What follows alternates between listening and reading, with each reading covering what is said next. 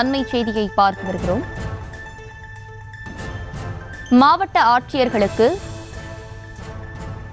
அமலாக்கத்துறை சம்மன் அனுப்பியதை எதிர்த்து அரசு தாக்கல் செய்த வழக்கில் பொதுத்துறை செயலாளர் நேரில் ஆஜராக உத்தரவு பிறப்பிக்கப்பட்டிருக்கிறது. அண்மை செய்தியாக பார்த்து வருகிறோம்.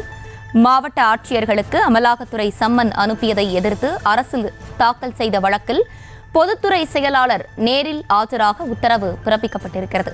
கூடுதல் விவரங்களோடு இணைகிறார் எமது செய்தியாளர் மதியழகன். மதியழகன், வணக்கம். முழு விவரங்கள்.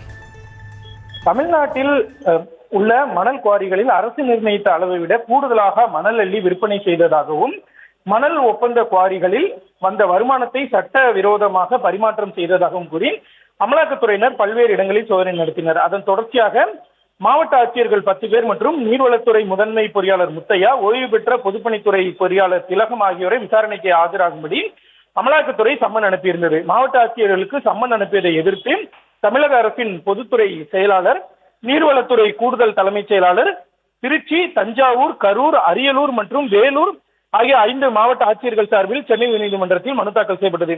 இந்த வழக்கு நீதிபதிகள் S. M. Subramaniam, M. Jothiraman அமர்வில் இன்று விசாரணைக்கு வந்தது.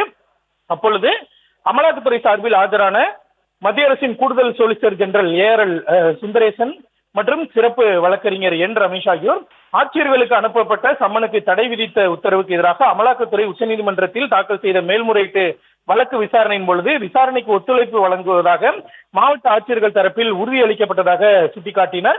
அதனால் இந்த வழக்கை விசாரிக்க அமலாக்கத்துறைக்கு அதிகாரம் இல்லை என்ற இந்த மனு காலாவதி ஆகிவிட்டதாகவும் தெரிவிக்கப்பட்டது. இந்த வழக்கு விசாரணைக்கு வந்தபொழுது தமிழக அரசு தரப்பில் யாரும் ஆஜராகவில்லை.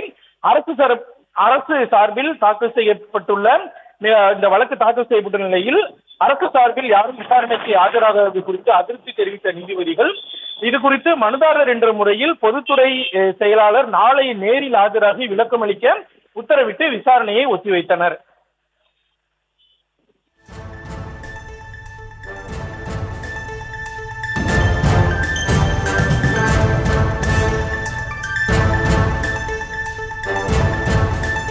விவரங்களுக்கு நன்றி மதியழகன்.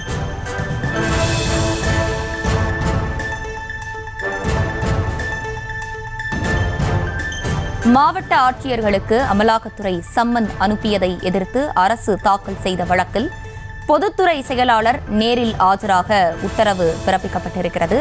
விசாரணைக்கு அரசு தரப்பு வழக்கறிஞர்கள் ஆஜராகாததை அடுத்து உயர்நீதிமன்றம் இந்த உத்தரவை பிறப்பித்திருக்கிறது.